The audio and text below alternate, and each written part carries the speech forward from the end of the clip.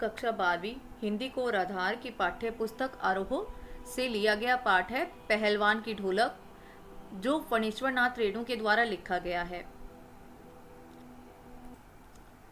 इस पाठ का सार आपको इस पाठ के पार्ट 1 की वीडियो में दिखेगा और पाठ का आरंभिक हिस्सा पार्ट 2 की वीडियो में देखने को मिलेगा।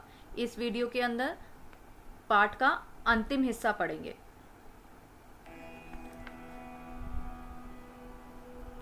राजा साहब के समय शिथिलता आ गई थी, राजकुमार के आते ही दूर हो गई। अर्थात जब तक यहाँ पर राजा थे, जिन राजा की मृत्यु हो गई है ना, उसके बारे में बता रहे हैं कि जब तक वो राजा थे तब तक यहाँ पर क्या आ गई थी, शिथिलता आ गई थी। शिथिलता क्या होती है?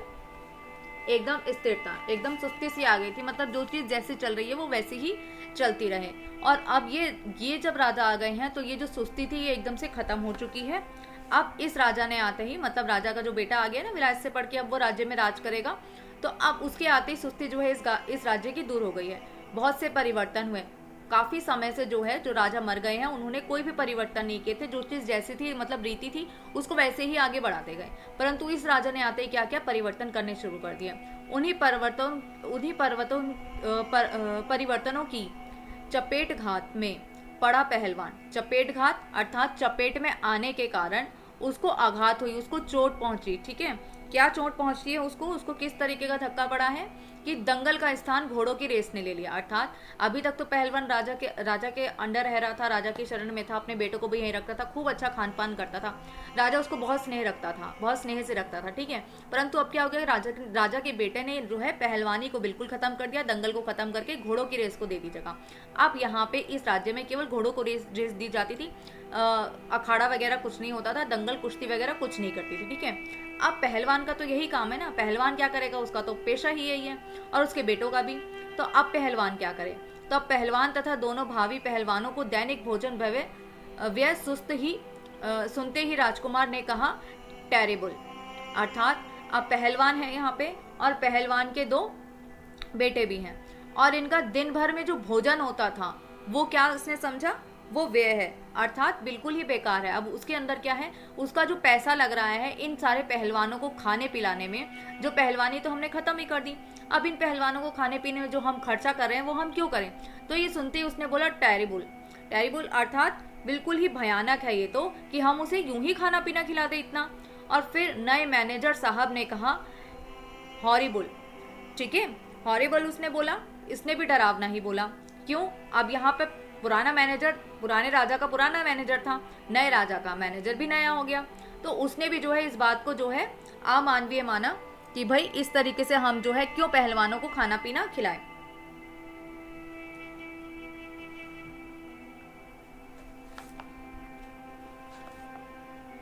इसके बाद पहलवान को साफ जवाब मिल गया इन चीजों से। टेरिबल हॉरिबल अगर उसको बोला जा रहा है तो फिर क्या हुआ, पहलवान को साफ जवाब मिल गया, राज दरबार में उसकी आवश्यकता नहीं है। अब उसे समझ में आ गया कि पहले तो राजा साहब मुझे ले आए थे, राज दरबार में मेरी आवश्यकता थी, परंतु अब वो इन्हीं बातों से समझ गया कि भाई राज दरबार में अब मेरा कोई भी काम नहीं है, अब ये मुझे यहाँ पर नहीं रहने देंगे। ठीक है, तो अब उसको गिड़गिड़ाने का भी मौका नहीं दिया गया, अर्थात कि वो विनती करता कि उसको यहाँ रहने दिया जाए, ऐसा कुछ भी नहीं हुआ और उसको सीधा वहां से निकाल दिया गया। उसी दिन वह ढोलक कंधे पर लटकाकर अपने पुत्रों के साथ अपने गांव में लौट आया और वहीं रहने लगा।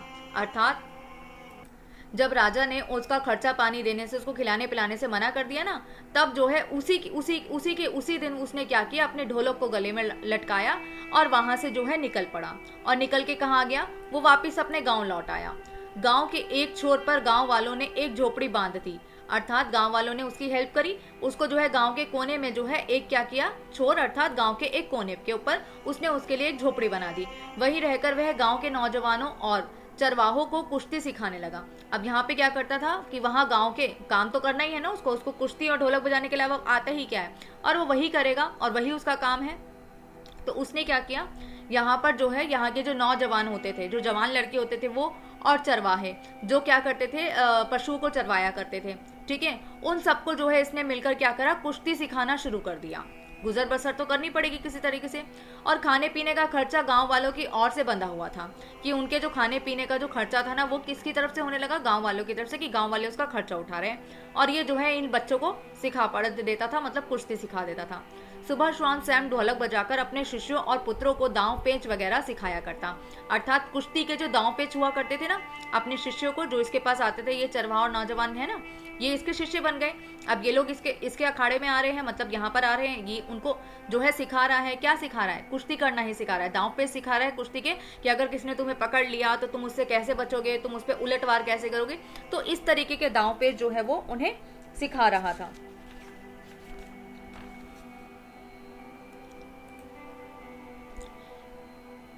गांव के किसान और खेतीहर मजदूर के बच्चे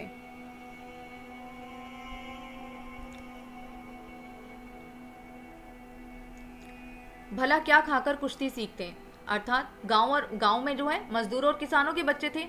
अब कुश्ती करनी है तो अच्छा खासा आपको खान पान भी चाहिए, और खान पान की यहाँ पे जो है कमी तो थी ही। बेचारे अच्छी डाइट तो नहीं मिल सकती ना उनको, यहाँ पे इतनी अच्छी डाइट नहीं मिल सकती। खाते पीते तो है, पेट तो भरते, पर अगर आपको कुश्ती करनी है तो आपको एक अलग डाइट की जरूरत है। आप ज्यादा भोजन खाओगे, ज्यादा पौष्टिक आहार खाओगे, ठीक है, तो वो सब तो यहाँ पे मिलेगा नहीं। तो फिर वो बेचारे क्या ही कुश्ती करते। धीरे धीरे पहलवान का स्कूल खाली पड़ने लगा। अर्थात धीरे धीरे यहाँ पर भी जो उसके शिष्य आते थे वो भी इसको छोड़कर जाने लग गए, क्योंकि सारी सुविधाएं उनको यहाँ पे नहीं मिल पा रही थी, मतलब खान पान को लेकर ही जो यहाँ पे बताया गया, सीधी सी बात।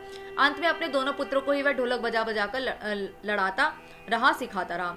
अर्थात केवल कुश्ती में अगर बहुत सारे बच्चे तो कोई किसी से भिड़ेगा, कोई किसी से भिड़ेगा, मतलब इस तरीके से कुश्ती की प्रैक्टिस कर ली जाती थी, अभ्यास कर लिया जाता। परंतु अब क्या, अब तो उसके पास केवल दो ही है, केवल दो ही शिष्य हो गए, यही शिष्य हैं उसके पास और यही उसके पुत्र हैं। तो इन्हीं दोनों को ढोल बजा बजा कर वो जो है सिखाता रहा कुश्ती लड़ना। दोनों लड़के दिन भर मजदूरी करके जो कुछ भी लाते उसी में गुजर करते, अर्थात उसी में गुजारा करते। अब दोनों बच्चे क्या हैं, शाम को तो क्या करते थे कि ढोलक बजाता था पहलवान, लुट्टन पहलवान, और अपने दोनों बच्चों को अभ्यास कराता था। और पूरा दिन भर जो है उसके जो दोनों लड़के थे वो क्या करते थे, मजदूरी करने जाया करते थे और पैसे लेकर आया करते थे। उन्हीं पैसों से अपना जो है सारे के सारे ये दोनों जो है तीनों गुजारा करते थे।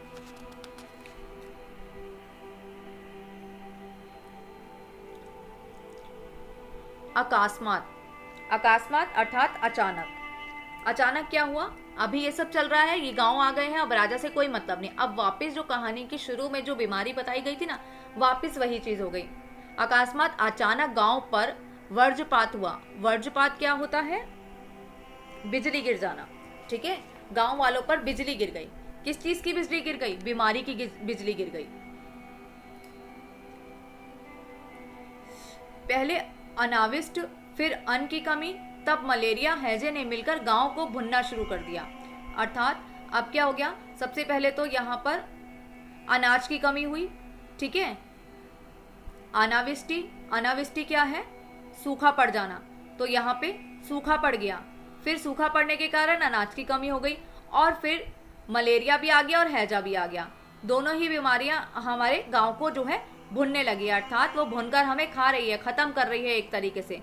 क्या, बीमारी भी, सूखा भी और अन्न की कमी भी, ये सारी की सारी चीजों ने मिलकर जो है गांव पर वार कर दिया। अर्थात इसी को कहा कि बिजली गिर जाना। बिजली गिर जाना क्या होता है, मुहावरा होता है ना, तो यही वज्रपात यहाँ पे बताया जाता है कि हमारे गांव पर तो बिजली गिर चुकी है। किसकी, सूखा भी पड़ गया, अन्न की कमी भी हो गई, मलेरिया भी फैल गया, हैजा भी फैल गया, ठीक है। और जो है ये सारी की सारी चीजें मिलकर हमारे गाँव को जो है भून रही है, अर्थात खत्म कर रही है। गांव प्रायः सूना हो चला था। गांव में एक सूनापन सा छा गया था। घर के घर खाली पड़े थे। घर के घर खाली हो गए क्यों, क्यों, बीमारियों के कारण भी। रोज 2-3 लाशें उठने लगी। अर्थात यहाँ पे क्या हुआ कि रोज की रोज ही 2-3 लाशें उठने लगी बीमारी के कारण, अन्न की कमी के कारण। जो है क्या हुआ कि काफी ज्यादा लोगों की मृत्यु होने लगी। दिन में तो केवल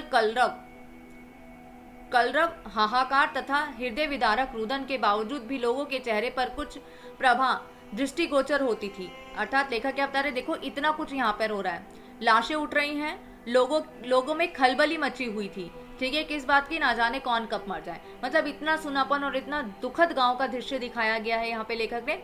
बहुत ज्यादा गंभीर और भयानक दृश्य है ये, ठीक है। इसके बाद वो बताते हैं कि दिन में तो कलरव क्या होता है, मंद ध्वनि। दिन में हमें थोड़ी बहुत ध्वनि सुनाई देती है, मतलब इतना शांत वातावरण हो गया है, शोक में सारे के सारे डूबे पड़े हैं, ठीक है। एक हाहाकार, हाहाकार क्या होती है? रोने का जो उच्च स्वर होता है ना, मतलब जिनमें जिन नाते रिश्तेदारों की मृत्यु हो गया, उसके घर वाले जो है वो तो रोएंगे ना, तो ऐसा हाहाकार मचा हुआ था, ठीक है। दिन में हमें आवाज आती मंदी मंदी, हाहाकार सुनाई देता, रोने की जो उच्च स्वर की आवाज होती थी ना, वो आवाज आती है। हृदय विदारक रुदन के बावजूद, हृदय जो है विदारक, विदारक क्या होता है? चीरने फाड़ने वाला, रुदन, अर्थात आपको ये जो आवाजें है ना, हाहाकार की आवाजें क्या करेगी? आपके हृदय को विदारक कर देगी, अर्थात चीर फाड़ देगी। रुदन का अर्थ होता है रोना, विदारक का अर्थ होगा चीर फाड़ कर देना, मतलब आपके हृदय को चीर कर रख देगी। इतनी ज्यादा गंभीर आवाजें, रोने की आवाजें आपको आएगी कि आप भी दहल जाओगे, आप भी भावुक हो जाओगे। के बावजूद भी लोगों के चेहरे पर कुछ दृष्टिगोचर थी, दृष्टिगोचर होती थी, अर्थात उनको क्या लगता था कि भाई कहीं ना कहीं हम एक दूसरे को देख रहे हैं, चेहरे पे हमें जो है क्या प्रभा दिखती थी, एक चमक तो दिखती थी कम से कम। अभी देखो यहाँ पे लेखक ये दोनों चीजें क्यों बता रहे हैं? क्योंकि वो लेखक यहाँ पर क्या कर रहे हैं? दिन और रात का अंतर बताने का प्रयास कर रहे हैं, ठीक है।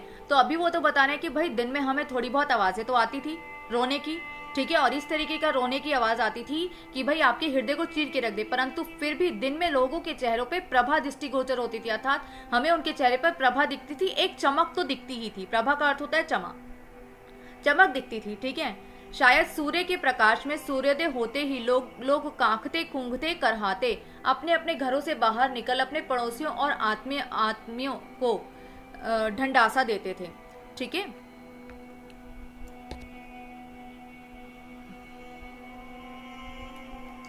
अब यहाँ पर क्या होता है कि भाई शायद सूर्य के प्रकाश में सूर्योदय होते ही लोग, अभी दिन का ही दृश्य अभी बता रहे हैं, ठीक है। ये सारी चीजें होती है दिन पे, तो चेहरे पे कहीं ना कहीं हमें चमक दिख जाती है, मतलब कोई हमें दिख रहा है अच्छा खासा सा।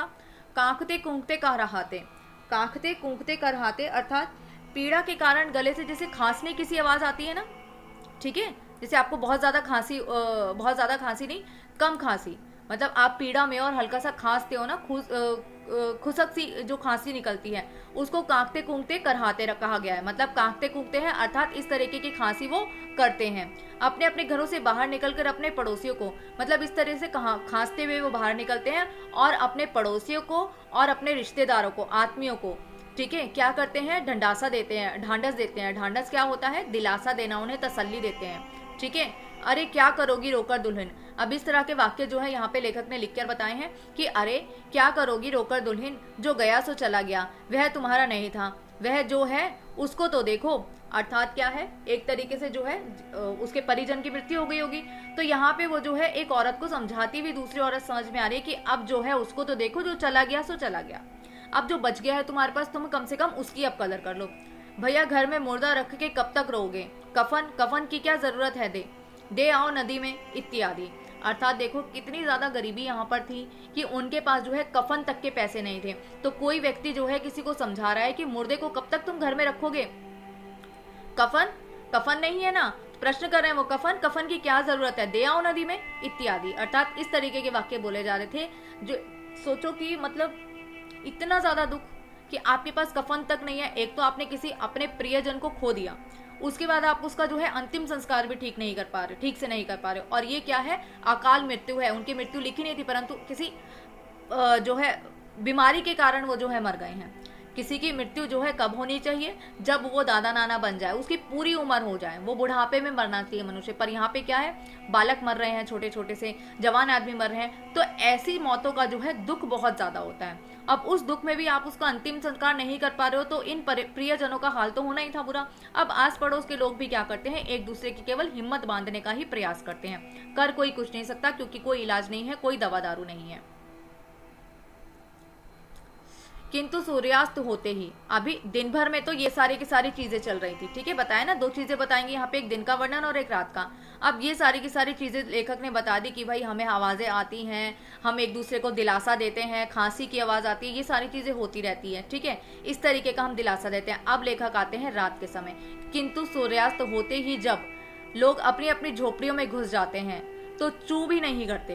अर्थात लेखक क्या बता रहे हैं कि जब सब लोग अपनी अपनी झोपड़ियों में चले जाते हैं, रात होते ही सब अपने अपने, रात को तो भाई सबने अपने घर ही जाना है, तो सब लोग अपने अपने घरों में चले जाते हैं और किसी की चूं की भी आवाज नहीं आती। क्यों? क्योंकि सब लोग कहाँ होते हैं? शोक में होते हैं, दुखी होते हैं, ठीक है। अपने घर में वो किसी को मरता हुआ देख रहे हैं, तो कहाँ से आवाजें आएंगी?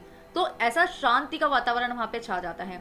उनकी बोलने की शक्ति भी जाती रहती थी, अर्थात धीरे धीरे उनके बोलने में भी उनको जो है, देखो जो मर रहा है वो तो मर ही रहा है, उसके तो बोलना बस का नहीं है, परंतु उसके साथ जो लोग हैं ना, उनकी भी बोलने की शक्ति चली जाती थी। पास में दम तोड़ते हुए पुत्र को अंतिम बार बेटा कहकर पुकारने की भी हिम्मत माताओं की नहीं होती थी। अर्थात जिनके जो पुत्र बीमार है, वो क्या है, पुत्र को अंतिम बार अपनी आंखों के सामने, एक माँ के लिए बहुत बड़ा दुखद चित्रण यहाँ पे लेखक ने किया है कि कोई माँ कैसे देख पाएगी अपने बच्चे को मरते हुए, ठीक है। परंतु वो क्या कर रही है, वो देख रही है, और वो जो है इतनी दुखी है कि वो आखिरी बार अपने बेटे को बेटा का तक कहकर पुकार नहीं पाती है। वो इतनी ज्यादा रुदन हो रही है, वो इतनी ज्यादा रो भी रही है। रात की विभीषिका होती है भयानक या डरावना आतंक, मतलब रात का जो आतंक है वो छाया हुआ है, को सिर्फ पहलवान की ढोलक ही ललकार कर चुनौती देती है। मतलब ये जो रात है, रात का समय बताया ना उन्होंने कि रो रहे हैं बच्चे जो हैं मर से रहे हैं, और माताएं उन्हें जो है पुचकार भी नहीं पा रही हैं। तो यहाँ पे ये बताते हैं कि रात ही इतनी भयानक है ये, और इस रात को जो है ललकार कौन देता है? हमारा पहलवान या पहलवान की ढोलक चुनौती देता है, ठीक है। और वो चुनौती क्या देखता है? आ तुझे पटक दूंगा, ठीक है, पटक दे, उसको चित्त कर दे, इस तरीके की ढोलक की आवाजें वो सुनाया करता था। अब वही ढोलक का वो दोबारा सहारा लेता है और लोगों में हिम्मत बांधने का प्रयास करता है। पहलवान संध्या से सुबह तक, अर्थात ये पहले बताया गया था ना कि वो शाम से लेकर सुबह होने तक जो है ढोलक को बजाते रहता है, चाहे जिस घायल से ढोलक बजाता हो, ठीक है, चाहे किस ख्याल से वो ढोलक बजाता हो, पर वो ढोलक जरूर बजाता था। किंतु गांव के अर्धमृत का मतलब आधे मरे हुए, मतलब बिल्कुल जो मरण स्थिति में हो चुके हैं, उनके अंदर कोई जान नहीं बची है, ठीक है, बस सांस चल रही है। औषधि क्या होती है? जड़ी बूटी उपचार जो इलाज के लिए प्रयोग में लाई जाती है। उपचार, कोई अच्छा उपचार नहीं किया गया, ठीक है। पथ्य विहीन, औषधि नहीं है हमारे पास, कोई उपचार नहीं है इसका, ठीक है।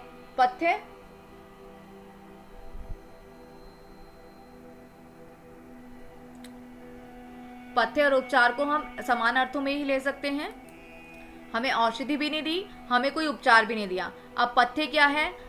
हमें दवाई खाते तो हमें एक अलग तरीके का खाना भी खाना होता है ना, तो जो खाना, पथ्य मतलब इस तरीके का खाना, ठीक है, जो आप जल्दी पचा सको, जो आपके शरीर को कष्ट ना दे, जबकि आपको और अच्छे से ठीक करे, ठीक है। तो ऐसा खाना, तो ना तो औषधि मिली, विहीन बताया, विहीन का मतलब है नहीं है, ना होना, तो औषधि भी नहीं है, उपचार भी नहीं है, और कोई पथ्य भी नहीं है। ना तो उनको खान पान मिला बीमारी का, ना ही बीमारी का इलाज मिला, और ना ही बीमारी की दवा मिली। प्राणियों में वह संजीवनी शक्ति ही बढ़ती है। अब जिन लोगों को जो अर्धमृत पड़े हैं, जिनको इलाज नहीं मिला, दवाई नहीं मिली, जिनको खाना नहीं मिला, उन लोगों के लिए क्या, जो हमारी ढोलक है वो ही संजीवनी शक्ति का काम करती है, संजीवनी बूटी, ठीक है, जो भी एक औषधि ही होती है, प्राण बचाने के लिए सहायक होती है। तो वही संजीवनी बूटी का काम, बूटी जैसा काम कौन कर रहा है? दवाई जैसा काम ढोलक कर रही है। बूढ़े बच्चे जवानों की शक्तिहीन आंखों के आगे दंगल का दृश्य नाचने लगता था, ठीक है। अर्थात क्या होता है कि बूढ़े बच्चे जवान जो भी इस ढोलक की आवाज को सुनते थे, उनकी आंखों के सामने क्या होता था? वो इमेजिनेशन में कहीं ना कहीं चले जाते थे कि दंगल हो रहा है, कुश्ती हो रही है, किसके बीच? बीमारी के बीच, रात्रि के बीच, लड़ने की हिम्मत के बीच, ठीक है। तो इस तरीके का दृश्य जो है लोगों की आंखों के सामने आ जाता था। स्पंदन शक्ति शून्य, स्पंदन का अर्थ होता है कांपना, शून्य जीरो। स्नायु क्या है? रग रग में, ठीक है, रग रग में बिजली भी दौड़ जाती। अब जब लोग जो है ढोलक की आवाज सुनते हैं तो एक तरफ तो उनके आगे दंगल का, कुश्ती का दृश्य आ जाता। कुश्ती किनके बीच बताई मैंने आपको? रात्रि के बीच, बीमारी के बीच, बीमारी से लड़ने के लिए लोगों को हिम्मत दे रही है वो ढोलक, और उसी को जो है लोग जो है इमेजिन कर रहे हैं, ठीक है, लड़ते हुए। या तो कुश्ती का दृश्य लगा लो, या आप रात्रि का बीमारी से लड़ते हुए का दृश्य लगा लो, ठीक है। मतलब रात्रि भी तो इतनी ज्यादा भयानक दिखाई है, तो उससे लड़ते हुए दिखाए। अब यहाँ पे वो बता रहे हैं कि कंपन, लोगों के अंदर कंपन है, शक्ति है, शून्य है, स्नायु में भी बिजली दौड़ जाती है। अर्थात जो अभी स्थित है ना, बिल्कुल शून्य थे, जिनके अंदर कुछ भी नहीं बचा था, उन लोगों के अंदर जो है क्या आ जाता है? कंपन आ जाता है, कहीं ना कहीं एक हल्का सा जोश, ठीक है, जैसे कपकपी होती है ना, ऐसा। और शक्ति आ जाती है। शून्य स्नायुओं में भी, अर्थात शून्य स्नायुओं रग रग में बिजली सी दौड़ जाती है, मतलब रगों के अंदर बिजली की जो है एक बहाव हो जाता है बिजली का, ठीक है। तो स्नायु भी बिजली की तरह दौड़ जाती है। अवश्य ही ढोलक की आवाज, केवल सिर्फ ये ढोलक की आवाज से हो रहा है। अवश्य ही ढोलक की आवाज में तो बुखार हटाने का कोई गुण था और ना महामारी की सर्वनाश शक्ति को रोकने की शक्ति ही। अर्थात ढोलक के अंदर ऐसी कोई बात नहीं थी कि वो बीमारी को हटा देगी, वह बुखार हटा देगी, बीमारी का कोई इलाज कर देगी, ऐसा कुछ भी नहीं था। पर इसमें संदेह नहीं कि मरते हुए प्राणियों की आंखें मूंदते समय कोई तकलीफ नहीं होती थी, मृत्यु से वे डरते नहीं थे। तो यही बात थी कि लोगों में हिम्मत आ जाती थी, ठीक है। वो जो है आंखें बंद करते हुए उनको तकलीफ, जब कोई इंसान मरता है ना तो वो आखिरी दम में बहुत बुरी तरह से जो है तकलीफ उसको होती है, ठीक है। और बीमारी की तकलीफ तो अलग ही है। तो वो यही बताते हैं कि मरने का डर, मरने से डरते नहीं है वो। और दूसरी चीज, उनको आखिरी समय में तकलीफ भी बहुत कम होती है ढोलक की आवाज के कारण। जिस दिन पहलवान के दोनों बेटे क्रूर काल की चपेट में पड़े, अर्थात अब क्या हुआ कि पहलवान के दोनों बेटे क्रूर काल, अर्थात ये बीमारियों का जो काल चल रहा था ना, क्रूर का अर्थ होता है निर्दयी, इस निर्दयी काल की चपेटाघात में पड़े। चपेटाघात वही चपेट में आ गए हैं, आघात हो गए हैं, घायल हो गए हैं, ठीक है। उन्होंने क्या किया है, उस चपेट ने, बीमारी की चपेट ने उन पर भी प्रहार कर दिया है। तो वो दोनों के दोनों बेटे भी जो है क्या हो गए, बीमार हो गए हैं, ठीक है। अब इनके पास भी औषधि नहीं है, खाना नहीं है, ठीक है, इसके पास सही इलाज नहीं है। तो अब क्या है, ये लोग भी क्या बच पाएंगे, ये भी नहीं बच पाएंगे। असहाय वेदना, असहाय वेदना अर्थात इस वेदना को, इस बीमारी में जो सिम्टम्स होते हैं ना, जो लक्षण होते हैं, उसको सह पाना बड़ा मुश्किल होता है। तो इस बीमारी को सहना भी असहाय वेदना, असहाय वेदना जो दर्द सहा ना जाए, ऐसा दुख से छटपटाते हुए दोनों ने कहा, बाबा उठा पटक दो वाला ताल बजाओ। अर्थात बच्चे मर रहे थे और उन्होंने क्या किया है, अपने बाबा को बोला है, अपने पिता को बोला है कि उठा पटक दो वाला ताल बजाओ, अर्थात उठा के पटक दे। वो कुश्ती में सिखाया करता था ना, और ढोल की ताल से भी यही, उसने भी यही सीखा था, बच्चों को भी यही सिखाया। तो इसलिए उसके बालक भी मरते मरते यही बोलते हैं कि उठा पटक दो वाला ताल बजा दो, ताकि वो भी जो है मृत्यु को जो है उठा के पटक दे। परंतु ये हो नहीं सकता था, हो ही नहीं सकता था।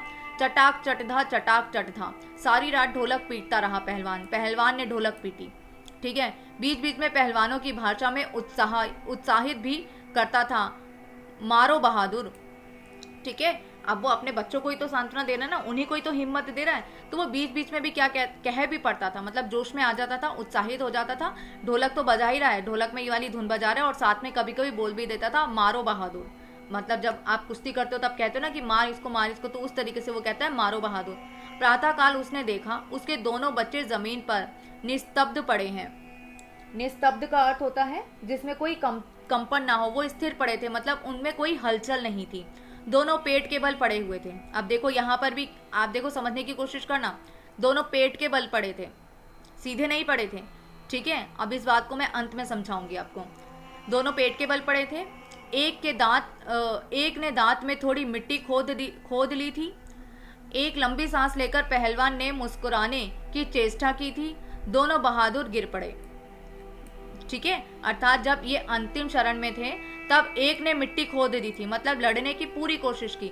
दूसरे पहलवान ने मुस्कुराते हुए मृत्यु को जो है महसूस किया, मतलब मृत्यु को अपनाया उसने, और दोनों ही बहादुर गिर पड़े। अंतिम स्थिति उनकी ये रही, और दोनों ही उल्टे पड़े मिले पेट के बल। उस दिन पहलवान ने राजा श्यामानंद की दी हुई रेशमी जंघिया पहन ली। अर्थात राजा श्यामानंद ने, जिन राजा के यहाँ वो रहा करते थे, उन्होंने एक रेशमी जंघिया उनको दी होगी कभी, तो उसने आज वो रेशमी जंघिया पहनी अपने बच्चों के अंतिम संस्कार में। सारे शरीर पे मिट्टी लगाकर थोड़ी कसरत की, और उसने क्या किया, जंघिया पहनी, और पूरे शरीर पर, क्योंकि मिट्टी ही उसकी माँ है ना, मिट्टी में ही तो वो खेलता है, मिट्टी में ही वो कुश्ती लड़ता है, तो उसने पूरी मिट्टी को, जो पहलवान होते हैं ना वो लगाते भी हैं खुद के ऊपर, तो ऐसे ही इस पहलवान ने भी अपने पूरे शरीर के ऊपर मिट्टी को मल लिया, मिट्टी को लगा लिया। फिर दोनों पुत्रों को कंधों पर लाद कर नदी में बहा आया, और उसने क्या किया कि उन बच्चों को, दोनों को कंधे पे लटकाया उसने अपने बेटों को, और नदी के अंदर बहा कर आ गया। लोगों ने सुना तो दंग रह गए, कितनों की हिम्मत टूट गई।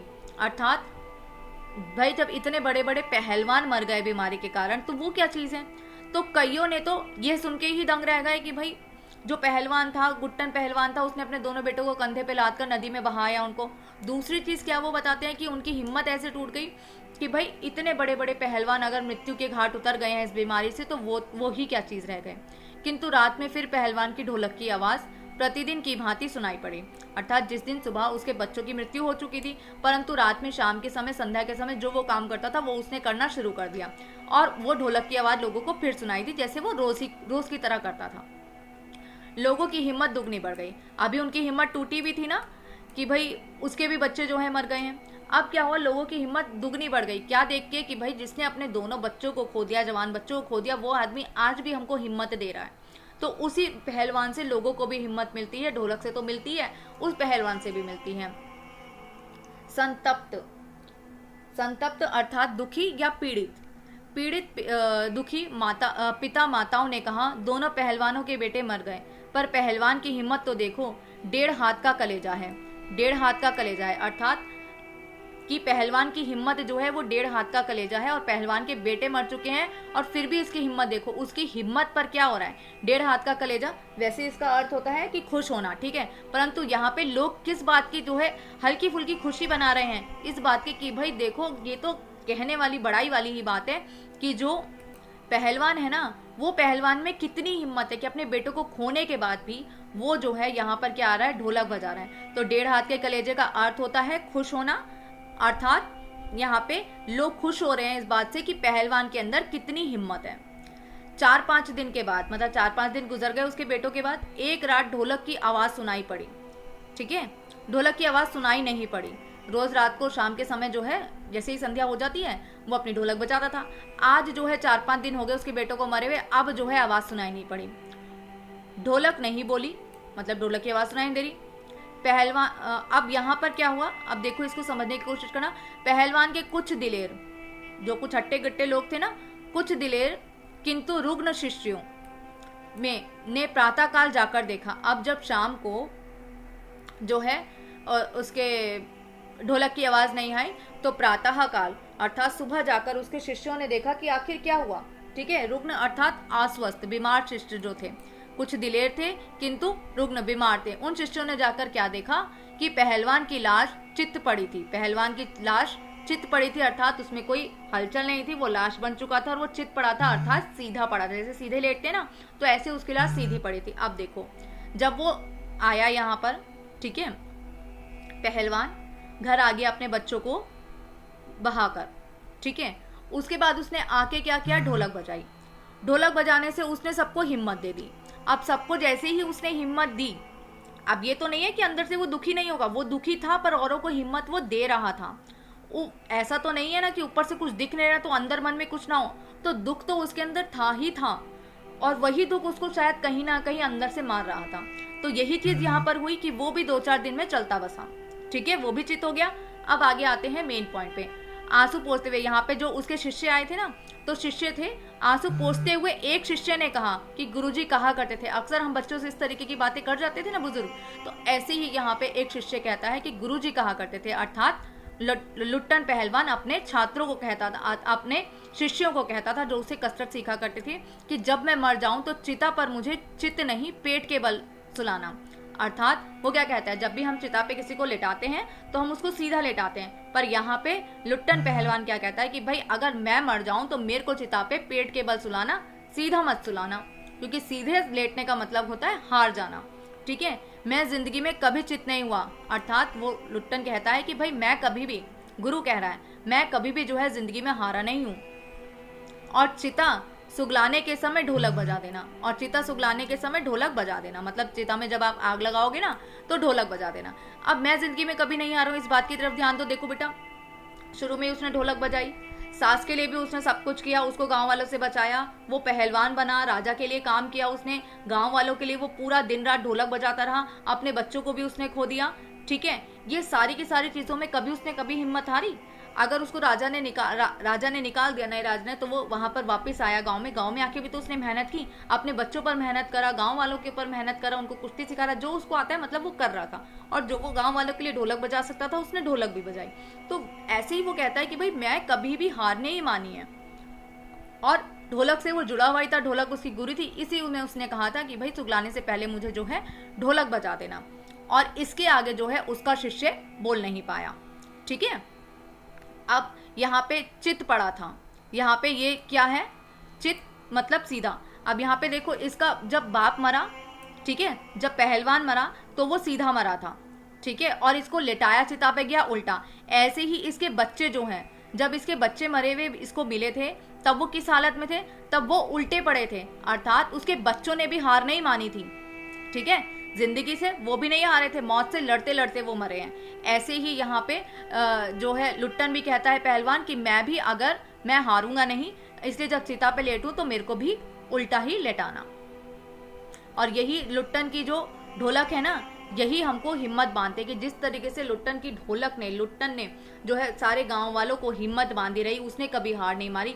यही हिम्मत तक पहुंचाना, इसी भाव को जो है दिखाना लेखक का उद्देश्य रहा है इस कहानी के चलते।